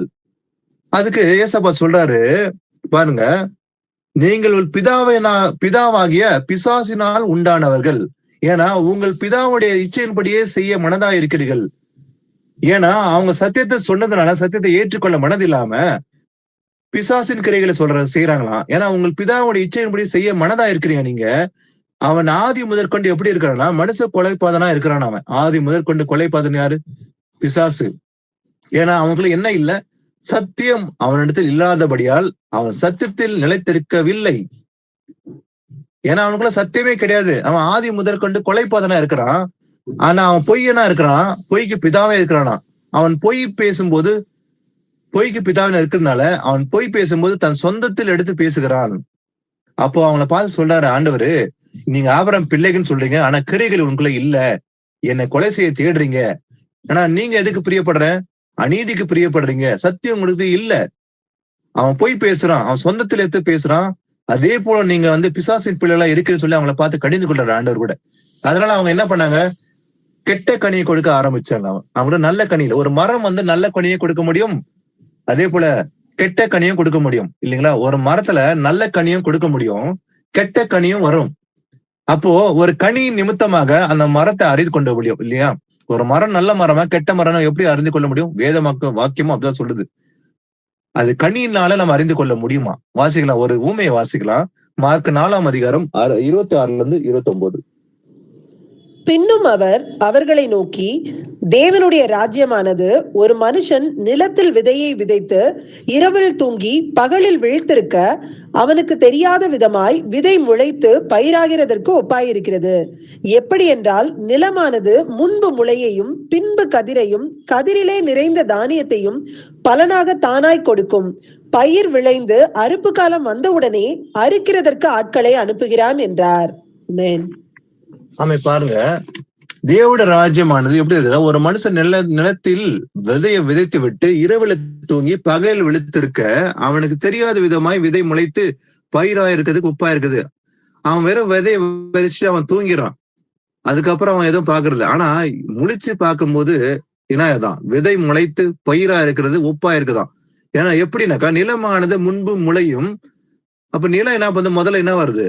முளைய, பின்பு கதிர் விடும். பின்பு கதிர் விட்ட பிறகு தானியத்தையும் பலனாக தானாய் கொடுக்கும். ஏன்னா அது யாரும் சொல்லிக் கொடுக்க அவசியமே இல்லை இல்லைங்களா?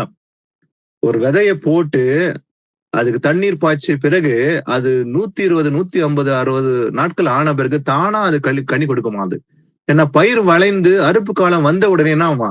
அறுக்கிறதுக்கு ஆட்களை அனுப்புகிறார். ஆட்டோமேட்டிக்கா ஹார்வெஸ்ட் வரும்போது அறுப்பு காலம் கரெக்டா ஆட்களை அனுப்புவாங்க அது அறுக்கும்படி. அது தப்பாம அது பலன் கொடுக்கும் இல்லைங்களா? அப்போ ஒரு நல்ல கனி கொடுக்கறது எப்படின்னாக்கா, தேவோட வசனத்தை கேட்டு அதை கை கொண்டு நடந்து அதை அதான் வாசிக்கலாம். நல்ல விதை எப்படி பலன் கொடுக்கும்? வசனத்தை கேட்டு அதை காத்து கொண்டு 30, 60, 100 பலன் கொடுப்பாங்களாம். அப்போ வசனம் கேட்டு அதை காத்து கொண்டால் மட்டுமே 30, 60, 100 பலன் கொடுப்பார்கள். வாசிக்கலாம், மத்தேயு 7ஆம் அதிகாரம் 15-20. கள்ள தீர்க்கதரிசிகளுக்கு எச்சரிக்கையா இருங்கள். அவர்கள் ஆட்டு தோலை போர்த்து கொண்டு உங்களிடத்தில் வருவார்கள். உள்ளத்திலோ அவர்கள் பட்சிக்கிற ஓநாய்கள். அவர்களுடைய கனிகளினாலே அவர்களை அறிவீர்கள். முட்செடிகளில் திராட்சை பழங்களையும் முட்பூண்டுகளில் அத்தி பழங்களையும் பறிக்கிறீர்களா?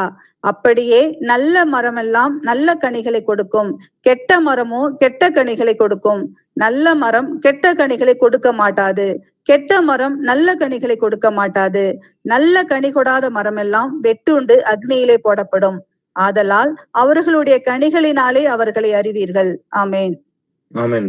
பாருங்க, ரொம்ப ஈஸியா கண்டுபிடிக்கலாம கனிகளால. எப்படியா? கள்ள தீர்க்கதரிசிக்கு எச்சரிக்கை ரொம்ப ரொம்ப கேர்ஃபுல்லாக்க வேண்டியது. இன்னைக்கு நாம இயேசுவின் பிள்ளைகளா நாம ரொம்ப ரொம்ப எச்சரிக்கையா இருக்க வேண்டிய கள்ள தீர்க்கதரிசிகளுக்கு. ஏன்னா அவன் கூடுமானால் தெரிந்து கொள்ளப்பட்டவர்களும் வஞ்சிக்கத்தக்க பெரிய அற்புதமும் அடையாளம் செய்வானாம். ரொம்ப ஈஸியா வந்து தெரிந்து கொள்ளப்பட்ட வஞ்சிக்கிறது யாருன்னா இந்த கள்ளத்தீர்க்கதரிசி. யார புறஜாதி மக்கள் வஞ்சிக்கப்பட மாட்டாங்க. தெரிந்து கொள்ளப்பட்டலையும் வஞ்சிக்கிறது யாருன்னா கள்ளத்தீர்க்கதரிசி. அதனால அவனுக்கு ரொம்ப கேர்ஃபுல்லா இருக்கணும். அப்ப அவனுக்கு எச்சரிக்கை இருக்க வேண்டும் என்றால் நாம வந்து வசனத்துல வந்து நிலை கொண்டு உறுதியா நிற்க வேண்டும் விசுவாசத்துல. அப்போ அவர்கள் ஆட்டுத்தோலை போத்தி கொண்டு என்ன பண்ணுவாங்கன்னா உங்களிடத்தில் வருவாங்க, ரொம்ப ஏமாற்றும்படி. உள்ளத்துல எப்படி இருப்பாங்களா, பச்சிக்கிற ஓநாய்க்களை போல இருப்பாங்க. ஏன்னா அவருடைய கனிகினாலே அவர்களே அறிவீர்கள். அப்போ நாம அவங்க எப்படி கண்டுபிடிக்கிறதுன்னு பாத்தீங்கன்னா அவங்களுடைய கனிகினால. ஏன்னா அவங்க நல்ல கனி கொடுக்க மாட்டாங்க, கெட்ட கனி தான் கொடுப்பாங்க. அதான் நாம அறிய முடியுமா? ஏன்னா முச்செடிகளில் திராட்சை பழங்களையும் முட்பூண்டுகளில் அத்தி பழங்களையும் பறிக்க கூடுமா? நமக்கு நல்லாவே தெரியும் இல்லையா? அதுல மட்டும் நம்ம ஞானமா இருப்போம். அதே போல இந்த விஷயம் ஞானமா இருக்க வேண்டும். அவனை கனிகளா நம்ம கண்டுபிடிக்கணும். அவங்க உண்மையிலே வந்து கர்த்தருடைய வார்த்தை பேசுகிறாங்களா இல்ல பொய்ய பேசுகிறான்னு சொல்லி அவங்க கனிகள் மூலமாக நம்ம கண்டுபிடிக்க முடியும். அப்ப அவன் கொடுக்குற கனியை வச்சு நம்ம கண்டுபிடிச்சிடலாம். இவன் கனி கொடுக்குறானா, இவன் உண்மையிலே வந்து நல்ல உபதேசம் பேசுறானா இல்லையா, இல்ல கள்ளத்தனம் பேசுகிறானா என்பதை அவங்க கனிகளால கண்டுபிடிக்க முடியும். அப்படியே நல்ல மரம் எல்லாம் நல்ல கனிகளை கொடுக்கும். ஆனா கெட்ட மரமும் கெட்ட கனிகளை தான் கொடுக்கும் இல்லைங்களா? ஒரு மரம் கெட்டதுன்னா அது நல்ல கனி கொடுக்குமா? கண்டிப்பா முடியாது இல்லையா? அப்ப நல்ல மரமா தான் நல்ல கனி கொடுக்கும், கெட்ட மரம்னா கெட்ட கனி தான் கொடுக்கும் இல்லைங்களா? அதே போல நல்ல மரம் கெட்ட கனிகளை கொடுக்க மாட்டாது, கெட்ட மரம் நல்ல கனிகளை கொடுக்க முடியாது. நல்ல கனி கூடாத மரம் எல்லாம் என்ன பண்ணுமா ஆண்டவர் வெட்டுண்டு அது அக்னியில போடுவான்னு சொல்லி ஆரம்பத்துல வாசித்தோம் இல்லைங்களா? அதனால அவருடைய கனிகளினாலே அவர்களை அறிந்து கொள்ள முடியும். வாசிக்கல மத்தேயு 12:33-37 வாசிக்க. மரம் நல்லதென்றால் அதன் கனியும் நல்லதென்று சொல்லுங்கள், மரம் கெட்டதென்றால் அதன் கனியும் கெட்டதென்று சொல்லுங்கள். மரமானது அதன் கனியினால் அறியப்படும். விரியன் பாம்பு குட்டிகளே, நீங்கள் பொல்லாதவர்களாயிருக்க நலமானவைகளை எப்படி பேசுவீர்கள்? இருதயத்தின் நிறைவினால் வாய் பேசும். நல்ல மனுஷன் இருதயமாகிய நல்ல பொக்கிஷத்திலிருந்து நல்லவைகளை எடுத்து காட்டுகிறான். பொல்லாத மனுஷன் பொல்லாத பொக்கிஷத்திலிருந்து பொல்லாதவைகளை எடுத்து காட்டுகிறான். மனுஷர் பேசும் வீணான வார்த்தைகள் யாவையும் குறித்து நியாய தீர்ப்பு நாளிலே கணக்கு ஒப்புவிக்க வேண்டும் என்று உங்களுக்கு சொல்லுகிறேன். ஏனெனில் உன் வார்த்தைகளினாலே நீதிமான் என்று தீர்க்கப்படுவாய், அல்லது உன் வார்த்தைகளினாலே குற்றவாளி என்று தீர்க்கப்படுவாய் என்றார். ஆமென். ஆமென். கெட்ட கனி நல்ல கனியை பத்தி ரொம்ப அருமையா அங்க புரிஞ்சு கொள்ள முடியும் இல்லையா? மரம் நல்லதுன்னாக்கா அதன் கனியும் நல்லதுன்னு சொல்லுங்க. மரம் கெட்டதுன்னா என்ன சொல்லணும்? கனி கெட்டதுன்னா சொல்லணும். மரம் கெட்டதுனாக்கா நான் நல்ல கனின்னு சொல்ல முடியுமா? முடியாது. ஏன்னா மரமானது அது கனியினால அறிய முடியும். அதனால இங்க பாருங்க, விரியன் பாம்பு குட்டிகளே, நீங்கள் பொல்லாதவர்களா இருக்க நலமானதை எப்படி பேசுவீர்கள்? பாருங்க, பொல்லாதவர்கள் எப்படி இருக்குமா, நல்லதை எப்படி பேச முடியுமா? பொல்லாங்க வந்து நல்லது பேசுவானா? முடியாது. அதான் இருதயத்தின் நிறைவினால் வாய் பேசும். நம்ம இருதயத்துல என்ன இருக்குதோ அதுதான் வாய் வழியா வரும். நம்ம உள்ளத்துல என்ன தங்கி இருக்குதோ அது வாய் வழியா வரும். இருதயத்தின் நிறைவால் வாய் பேசுமா. அப்போ அந்த கனி வாய் மூலமா வர கனி பாருங்க, நல்ல மனுஷன் இருதயமாகிய நல்ல பொக்கிஷத்துல இருந்து நல்லவளை எடுத்து காட்டுகிறானா.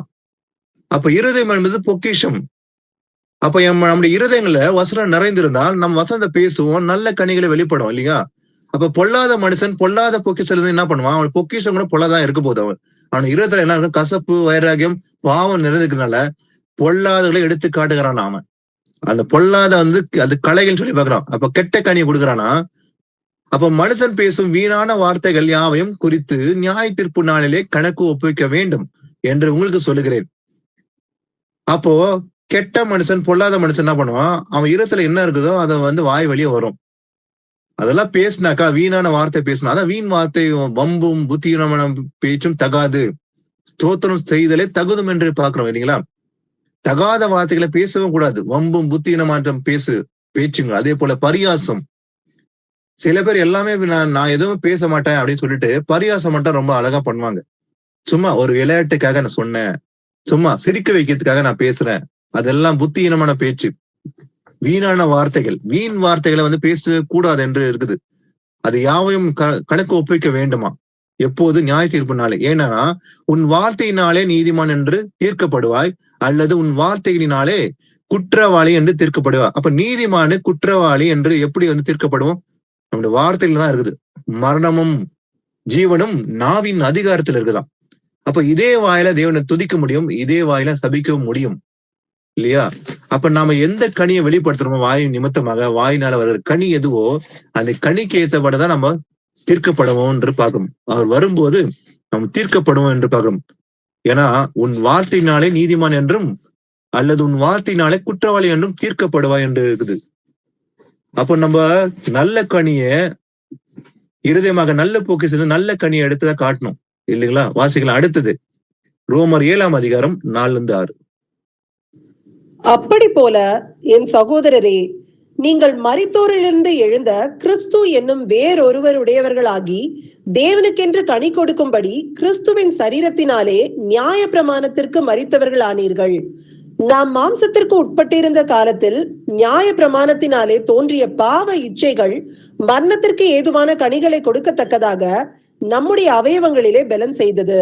இப்பொழுதோ நாம் பழமையான எழுத்தின்படி அல்ல, புதுமையான ஆவியின்படி ஊழியம் செய்யத்தக்கதாக நம்மை கட்டியிருந்த நியாய பிரமாணத்துக்கு நாம் மரித்தவர்களாகி அதினின்று விடுதலையாக்கப்பட்டிருக்கிறோம். ஆமென். ஆமென். என் சகோதரரே, நீங்கள் மரித்தோழ்ந்து எழுந்து கிறிஸ்து என்னும் ஒரே ஒருவரோடு கூட தேவனுக்கென்று கனி கொடுக்கும்படி, யாருக்கு என்று தேவனுக்கென்று கனி கொடுக்கும்படி கிறிஸ்துவின் சரீரத்திலே நம்ம என்ன பண்ணோமா? நியாயத்துக்கு மரித்தவர்களா ஆனோம். அப்ப நியாய பிரமாணத்துக்கு நம்ம மரித்தவர்களா ஆயிருக்கிறோம் இல்லைங்களா? அப்ப நாம நியாய பிரமாணத்துக்கு கீழே இல்ல, கிருபைக்கு தான் கீழே தான் இருக்கிறோம் நம்ம எல்லாருமே. ஏன்னா நீங்க கனி கொடுக்கும்படிக்கு, தேவனுக்கென்று கனி கொடுக்கும்படி கிறிஸ்துவின் சரீரத்தினாலே அவர் மரணத்தின் நிமித்தமாக நியாய பிரமாணத்துக்கு மரித்தவன் ஆனீங்க எல்லாருமே நாம இல்லைங்களா? அப்போ நாம் மாம்சத்துக்கு உட்பட்ட இந்த காலத்தில் அன்னைக்கு நியாய பிரமாணத்தினாலே தோன்றிய பாவ இச்சைகள் மரணத்துக்கு ஏதுவான கனிகளை கொடுக்கத்தக்கதாக நம்முடைய அவைகள் பலன் செய்தது. அப்போ அன்னைக்கு நியாய பிரமாணத்திலே தோன்றிய பாவ இச்சைகள் மரணத்துக்கு ஏதுவான கனிகளை கொடுக்கத்தக்க நம்முடைய அவைகளை என்ன பண்ணுதான்? பாவம் நம்முடைய அவைகளில் பலன் செய்து கொண்டிருந்தது. ஆனா இப்பொழுது இன்னைக்கு நாம பழமையான எழுத்தின்படி அல்ல, மையினால் எழுதப்பட்ட அல்ல புதுமையான ஆவியின்படி ஊழியம் செய்வதற்க நம்மை கட்டியிருந்த நியாயப்பிரமாணத்துக்கு. அப்ப நம்ம நியாயப்பிரமாணம் கட்டியிருந்த அன்னைக்கு அதை என்ன பண்றாரு? நாம் மரித்தவர்களாகி, அதுக்கு மரித்தவர்களாகி அதை நின்று நாம என்ன பண்ணிருக்கோம்? ஆண்டவர் என்ன பண்ணார்? நம்மள விடுதலை ஆக்கப்பட்டு இருக்கிறோம். நம்மளை விடுதலை பண்ணி விட்டார். இன்னும் நாம இன்னும் நியாயப்பிரமாணத்துக்கு கீழே இல்ல. ஏன்னா நியாயப்பிரமாணத்தினால் நீதிமான்கள் ஆகிற விரும்புகிற யாவரும் கிறிஸ்துவின் கிருபையிலிருந்து விழுந்து போனீர்கள் என்று இருக்குது. அப்ப இன்னமும் நம்ம நியாயப்பிரமாணத்துக்கு கீழ் போய் அதை நான் கடைப்பிடிக்கணும்னு சொல்லி நினைச்சோம்னா கிறிஸ்துவின் கிருபையிலிருந்து விழுந்து போயிட்டோம் என்று பார்க்கிறோம். நாம நியாயப்பிரமாணத்துக்கு கட்டுப்படாம கிருபை கீழ்பட்டு இருக்கிறோம் என்று பார்க்கிறோம். வாசிக்கலாம். அடுத்தது நம்ம விதமான கனிகளை பார்த்தோம். அடுத்தது முக்கியமானது இந்த ஆவியின் கனி இல்லையா? கலாத்தியர் 5:22-23 படி அந்த 9 கனிகள் என்று ரொம்ப முக்கியம். வாசிக்கலாம். அடுத்தது எபேசியர் 5ஆம் அதிகாரம் 8-11.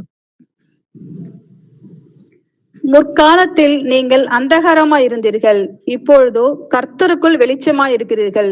வெளிச்சத்தின் பிள்ளைகளாய் நடந்து கொள்ளுங்கள். ஆவியின் கனி சகல நற்குணத்திலும் நீதியிலும் உண்மையிலும் விளங்கும். கர்த்தருக்கு பிரியமானது இன்னதென்று நீங்கள் சோதித்து பாருங்கள். ஆமென். ஆமென். பாருங்க, முற்காலத்துல நீங்கள் எப்படி இருந்தோமா? அந்தகாரமா இருந்தீர்கள், பாவத்தில் இருந்த ஒரு முற்காலத்துல. ஆனா இப்போது இன்னைக்கு கர்த்தருக்குள் நம்ம எப்படி இருக்கிறோம்? வெளிச்சமா இருக்கிறீர்கள். நம்ம வெளிச்சத்தின் பிள்ளைகளா இருக்கிறோம். அதனால வெளிச்சத்தின் பிள்ளைகள் நடந்து கொள்ள வேண்டும். முற்காலத்துல நம்ம இருள இருந்தோம், அந்தகாரத்தின் பிள்ளையை போலதான் இருந்தோம் பாவத்துக்கு. ஆனா இன்னைக்கு கர்த்தருக்குள்ள வெளிச்சமா இருக்கிறோம். அப்ப நாம வெளிச்சத்தின் பிள்ளைகளை போல நடந்து கொள்ள வேண்டும். ஏன்னா ஆவின் கனி சகல நற்குலத்திலும் நீதியிலும் உண்மையிலும் விளங்குமா. அப்ப அந்த ஆவின் கனிகளை பத்தி நம்ம கலாத்தியர் 5:22-23 வாசிக்கிறோம். அந்த ஆவின் கனிகள் ரொம்ப முக்கியம். அப்ப இந்த கனிகள் எல்லாம் இப்ப வாசித்ததுல வெளிப்பட நம்ம ஆவின் கனிகள் தான் பெற்றுக்கொள்ள வேண்டும். ஏன்னா கர்த்தருக்கு பிரியமானது என்னதுன்னு நீங்கள் சோதித்து பாருங்கள். எது சோதித்து பார்க்க வேண்டும்? கர்த்தருக்கு பிரியமானது என்ன, அதான் நம்ம முதல்ல டெஸ்ட் பண்ணி பார்க்கணுமா. ஏன்னா கனியற்ற அந்தகார கிரியைகளுக்கு நம்ம உடன்படாம, எதுக்கு உடன்படக்கூடாது? கண்ணியற்ற அந்தகார கிரியைகள் இருக்குது, அதுக்கு உடன்படாம எப்படி இருக்குமா? அவங்களை கடிந்து கொள்ள வேண்டும். வெறும் வேடிக்கை பார்ப்பதல்ல, அதை கடிந்து கொள்ள வேண்டும். தேவனுடைய வார்த்தை கொண்டு நம்ம கடிந்து கொள்ள வேண்டும் என்பது அவசியம். அடுத்தது நற்கிரியை என்கிற கனியை பத்தி பார்க்கலாம். கொலோசியர் 1:9-11. இது நிமித்தம் நாங்கள் அதை கேட்ட நாள் முதல் உங்களுக்காக இடைவிடாமல் ஜெபம் பண்ணுகிறோம். நீங்கள் எல்லா ஞானத்தோடும் ஆவிக்குரிய விவேகத்தோடும் அவருடைய சித்தத்தை அறிகிற அறிவினாலே நிரப்பப்படவும், சகலவித நற்கிரிகைகளும் ஆகிய கனிகளை தந்து தேவனை அறிகிற அறிவில் விருத்தி அடைந்து கர்த்தருக்கு பிரியமுண்டாக அவருக்கு பாத்திரராய் நடந்து கொள்ளவும், சந்தோஷத்தோடு கூடிய எல்லா பொறுமையும் நீடிய சாந்தமும் உண்டாவதற்கு மகிமையான அவருடைய வல்லமையின்படி எல்லா வல்லமையாலும் பலப்படுத்தப்படவும் உங்களுக்காக வேண்டுதல் செய்கிறோம். ஆமென். ஆமென். நாங்கள் அதை கேட்ட நாள் முதல் பவுல் கூறுகிறார், உங்களுக்காக இடைவிடாமல் ஜெபம் பண்ணுகிறோம். எதுல? நீங்கள் எல்லா ஞானத்தோடும் ஆவிக்குரிய விவேகத்தோடும் அவருடைய சித்தத்தை அறிகிற அறிவில நிரப்பப்பட சகலவித நற்கிரமாக கனிகளை தந்து. எந்த கனி? நற்கிரை என்பது ரொம்ப ரொம்ப அவசியம். நற்கிரியை என்கிற கனியை தந்து தேவனை அறிகிற அறிவில் விருத்தி அடைந்து என்ன பண்ணுமா? கர்த்தருக்கு பிரியம் உண்டாக அவருக்கு பாத்திரராய் நடந்து கொள்ள வேண்டும். அதே போல சந்தோஷத்தோட கூடிய எல்லா பொறுமையும் நீடிய சாந்தம் உண்டாவதற்கு மகிமையான அவருடைய வல்லமையின்படி எல்லா வல்லமையினாலும் பலப்படவும் உங்களுக்காக வேண்டு செய்கிறேன் என்று பவுல் கூறுவது போல, எந்த கனி நமக்கு தேவை? முக்கியமா நற்கிரியமாகிய கனி. நற்கிரிய என்ற கனி நமக்கு மிகவும் தேவை. ஏன்னா விசுவாசம் எதனால காட்டுவோம்? விசுவாசம் வெறும் வாயினால் அல்ல, வார்த்தையினால் மட்டுமல்ல, அது கிரியையினாலும் காண்பிக்க வேண்டும். அப்போ அந்த நல்ல கிரியைகளை காண்பிப்பது அந்த கனி கூட நமக்கு ரொம்ப ரொம்ப அவசியம். அடுத்தது, நாம முக்கியமான ஒரு பலி செலுத்த வேண்டுமா? வாசிக்கலாம். எபிரேயர் 13:15 வாசிக்கலாம். ஆகையால் அவருடைய நாமத்தை துதிக்கும் உதடுகளின் கனியாகிய சோஸ்திர பலியை அவர் மூலமாய் எப்பொழுதும் தேவனுக்கு செலுத்த கடவோம். ஆமென். எப்போதும் செலுத்தக்கூடிய ஒரு பலி உண்டு. என்னவென்றால் அவருடைய நாமத்தை துதிக்கும் உதடுகளின் கனியாகிய ஸ்தோத்திர பலி. அப்ப எப்போதுமே அவருக்கு துதி செலுத்தும்படி நம்ம கடமைப்பட்டிருக்கிறோம். எந்த பலி? அவர் மூலமா எப்போதும் தேவனுக்கு செலுத்தப்பட வேண்டும். எதுவா? அவர் நாமத்தை துதிக்கும் உதடுகளின் காணிக்கையாகிய ஸ்தோத்திர பலி. அப்ப நம்ம உதடால எப்போதும் இருத்தல இருந்து நம்ம அவரை துதிக்கணும் என்பது தெய்வ சித்தம். எப்போதும் என்று இருக்குது இல்லையா? எப்பவுமே எல்லா சூழ்நிலையும் நம்ம என்ன பண்ண வேண்டும்? அவர் நாமத்தை துதிக்க வேண்டும் என்ற கனி நமக்கு தந்து தேவை. இந்த கனி நம்ம வெளிப்பட வேண்டும். இந்த கனியும் அவசியம்தான். வாசிக்கலாம். யாக்கோபு 3:17-18. பரத்திலிருந்து வருகிற ஞானமோ முதலாவது சுத்தம் உள்ளதாயும், பின்பு சமாதானமும் சாந்தமும் இணக்கம் உள்ளதாயும், இரக்கத்தாலும் நற்கணிகளாலும் நிறைந்ததாயும், பட்சபாதம் இல்லாததாயும், மாயமற்றதாயும் இருக்கிறது. நீதியாகிய கனியானது சமாதானத்தை நடப்பிக்கிறவர்களாலே சமாதானத்திலே விதைக்கப்படுகிறது. ஆமென். பரத்திலிருந்து வருகிற ஞானம் இல்லைங்களா? ரொம்ப ரொம்ப அருமையான ஞானம். பரத்திலிருந்து வருகிற ஞானமோ முதலாவது சுத்தம் உள்ளது, அது பியூர், ஒரு குறை இல்லாதது, மாசற்றது. எந்த ஞானம்? பரத்திலிருந்து வர ஞானம். அது பின்பு சமாதானமும் சாந்தமும் இணக்கம் உள்ளதாயும், இரக்கத்தாலும் கனிகளாலும் அதே போல நிறைந்ததாயும், பட்சபாதம் இல்லாதாயும், மாயமற்றதுமாய் இருக்கிறது. இந்த ஞானம் தான் நமக்கு தேவை இல்லைங்களா? அது நற்கனி உள்ளது, நிறைந்தது. அதே போல பட்சபாதம் இல்லாததா இருக்குது, மாயமற்றதா இருக்குது. ஆனா நீதியாகிய கனியானது சமாதானத்தை நடப்புகிறார்களாலே சமாதானத்தினாலே விதைக்கப்படுகிறது இல்லைங்களா? அப்போ ஃப்ரூட் ஆஃப் ரைச்சியஸ்னஸ், அதை விதைக்கிறவன், அது சமாதானம் பண்ணுகிறான். அவன் யாருன்னு சொல்லி பார்க்கலாம். மத்தேயு 5:9 வாசிங்க. சமாதானம் பண்ணுகிறவர்கள் பாக்கியவான்கள், அவர்கள் தேவனுடைய புத்திரர் எண்ணப்படுவார்கள். ஆமென். அப்ப தேவனுடைய புத்திரர் எண்ணப்படுவார்கள். சமாதானம் பண்ணுகிறவன் தான் பாக்கியவன். அவன் தான் தேவனுடைய புத்திரனா இருக்கிறான். சமாதானம் பண்ணுகிறவன் அவன் என்ன பண்ணுகிறான்? நீதியாக கனியே சமாதானத்தை நடப்புகிறாளே சமாதானத்தினாலே விதைக்கப்படுகிறது. அப்ப விதைக்கிறது யாரு? அவன் தான் அந்த கனியை இல்லையா? வாசிக்கலாம். ரோமர் 6:21-23. இப்பொழுது உங்களுக்கு வெட்கமாக தோன்றுகிற காரியங்களினாலே அக்காலத்தில் உங்களுக்கு என்ன பலன் கிடைத்தது? அவைகளின் முடிவு மரணமே. இப்பொழுது நீங்கள் பாவத்தினின்று விடுதலையாக்கப்பட்டு தேவனுக்கு அடிமைகள் ஆனதினால் பரிசுத்தமாகுதல் உங்களுக்கு கிடைக்கும் பலன். முடிவோ நித்திய ஜீவன். பாவத்தின் சம்பளம் மரணம். தேவனுடைய கிருபை வரமோ நம்முடைய கர்த்தராகிய இயேசு கிறிஸ்துவினால் உண்டான நித்திய ஜீவன். ஆமென். இப்போது உங்களுக்கு வெட்கமாக தோன்றுகிற காரியங்களினாலே அக்காலத்திலே உங்களுக்கு என்ன பலன் கிடைத்தது? இல்லைங்களா? அந்த காலத்துல என்ன பலன் கிடைத்தது? வெட்கமாக தோன்றுகிற காரியங்களினாலே, இல்லையா? அவளின் முடிவு மரணமா இருந்தது அக்காலத்துல, இல்லையா? ஆனா இப்போது நீங்கள் பாவத்திலிருந்து விடுதலையாக்கப்பட்டிருக்கிறீங்க. தேவனுக்கு அடிமையானதினால் பரிசுத்தமாக்குது உங்களுக்கு கிடைக்கும் பலன். முடிவு நித்திய ஜீவன். அப்போ நம்மளுக்கு ஒரு பலன் வந்து கிடைக்க போகுது, ஒரு கிஃப்ட், இல்லைங்களா? எது? நித்திய ஜீவன். எதனால? நீங்கள் பாவத்திலிருந்து விடுதலையாக்கப்பட்டதுனால, தேவனுக்கு அடிமை ஆனதுனாலதான் பரிசுத்தமாக்குதல் உங்களுக்கு கிடைக்கும் மிகப்பெரிய பலன், இல்லையா? பரிசுத்தம் இல்லாமல் ஒருவனும் தேவனை தரிசிக்க முடியாது. அப்ப பரிசுத்தம் ஆக்குதல் உங்களுக்கு கிடைக்குதுன்னா அந்த பலன் உங்களுக்கு முடிவு வந்து நித்திய ஜீவன் உண்டு. வாக்குத்தத்தம் பண்ணப்பட்டிருக்குது. ஏன்னா பாவத்தின் சம்பளம் மரணம். தேவனுடைய கிருபை வரமோ நம்முடைய கர்த்தராக இயேசு கிறிஸ்துவினால் உண்டான நித்திய ஜீவன் என்று பார்க்கிறோம். அப்ப முடிவுல நமக்கு நித்திய ஜீவன் உண்டு. ஏன்னா பரிசுத்தமாக்குதல் உங்களுக்கு கிடைக்க போற மிகப்பெரிய பலன் என்று பார்க்கிறோம். வாசிக்கலாம். எபிரேயர் 6ஆம் அதிகாரம் 4-8 வாசித்து முடிக்கலாம். ஏனெனில் ஒரு தரம் பிரகாசிக்கப்பட்டும் பரம ஈவை ருசி பார்த்தும் பரிசுத்த ஆவியை பெற்றும் தேவனுடைய நல் வார்த்தையையும் இனி வரும் உலகத்தின் பலன்களையும் ருசி பார்த்தும் மறுதலித்து போனவர்கள் தேவனுடைய குமாரனை தாங்களே மறுபடியும் சிலுவையில் அறைந்து அவமானப்படுத்துகிறபடியால் மனம் திரும்பதற்கு ஏதுவாய் அவர்களை மறுபடியும் புதுப்பிக்கிறது கூடாத காரியம். எப்படியெனில் தன்மேல் அடிக்கடி பெய்கிற மழையை குடித்து தன்னிடத்தில் பயிரிடுவதற்கேற்ற பயிரை முளைப்பிக்கும் நிலமானது தேவனால் ஆசீர்வாதம் பெறும். முட்செடிகளையும் முட்பூண்டுகளையும் முளைப்பிக்கிற நிலமோ தகாததையும் சபிக்கப்படுவதற்கேற்றதாய் இருக்கிறது. சுட்டெரிக்கப்படுவதே அதன் முடிவு. ஆமேன். ஆமேன். பாருங்க, ஒரு தரம் பிரகாசிக்கப்பட்டும் இயேசு கிறிஸ்து நல்லா அறிந்திருக்கிறோம், விசுவாசிக்கிறோம், அவர் ருசி பார்த்திருக்கிறோம், பரம இவர் ருசி பார்த்திருந்தும் கூட பரிசுத்த பெற்று இருக்கிறோம். தேவனுடைய நல்வார்த்தையும் இனி வரும் உலகத்தின் பலன்களையும் ருசி பார்த்தும் கூட மறுதளித்து போனவர்கள், அவரை மறுதளித்தா பின்வாங்கி போனா, ஒரே தேவன் விசுவாசித்தோம், இயேசு கிறிஸ்து நாமத்தினால் ஞானஸ்நானம் பெற்றுக்கொண்டோம், சத்தியத்தை ஏற்றுக்கொண்டு நடந்தோம், ஆவியானவர் பெற்றுக்கொண்டோம், ருசி பார்த்தோம், இதெல்லாம் பெற்றுக்கொண்டு மறுபடியும் பழையபடி மறுதளித்து போனோம்னாக்கா, அவரை வெறுத்து விட்டு பின்வாங்கி போனோம்னாக்கா, தேவனுடைய குமாரன் நம்ம என்ன பண்றோமா, தாங்களே மறுபடியும் என்ன பண்றாங்க, சிலுவையில் அறைந்து அவமானப்படுத்துறாங்க. அவமானப்படுத்துறதுனால மனம் திரும்புவதற்கு ஏதுவான அவர்களை மறுபடியும் புதுப்பிக்கிறது கூடாத காரியம், இம்பாசிபிள் என்று எழுதப்படுகிறது. இல்ல, ரொம்ப ரொம்ப ஒரு கடினமான ஒரு விஷயம் பார்க்கலாம், இல்லைங்களா? ஏன்னா தன்மேல் அடிக்கடி பெய்கிற மழையை குடித்து தன்னிடத்தில் பயிரிடுவதற்கு ஏற்ற பயிர் முளைக்கும் நிலமானது எப்படியா, அது தேவனால் ஆசீர்வதிக்கப்பட்ட நிலமா இருக்க போகுது, இல்லைங்களா? தப்பாமல் கனி கொடுக்கறத பத்தி பார்த்தோம் ஆரம்பத்துல, இல்லைங்களா? அப்போ அப்படிப்பட்ட நிலத்தை, அது எப்படிப்பட்டது, தேவனால் ஆசீர்வதிக்கப்பட்ட நிலம் என்று பார்க்கிறோம், இல்லையா? ஆனா முள் செடிகளையும் முள் பூண்டுகளையும் முளைப்பிக்கிற நிலமோ தகாததையும்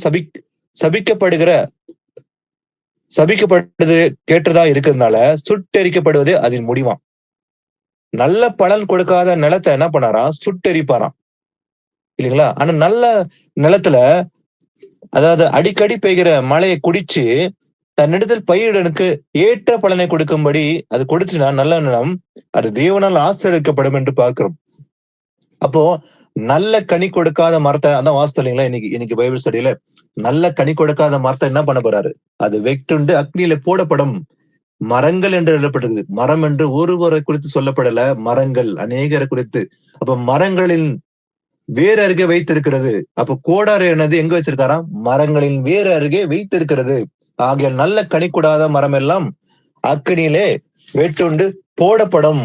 அப்ப நல்ல கனி என்று சொல்லப்படுகிறது. கனி கொடுக்கணும், வெறும் கனி மாத்திரமல்ல, அது நல்ல கனியா கொடுக்க வேண்டும்.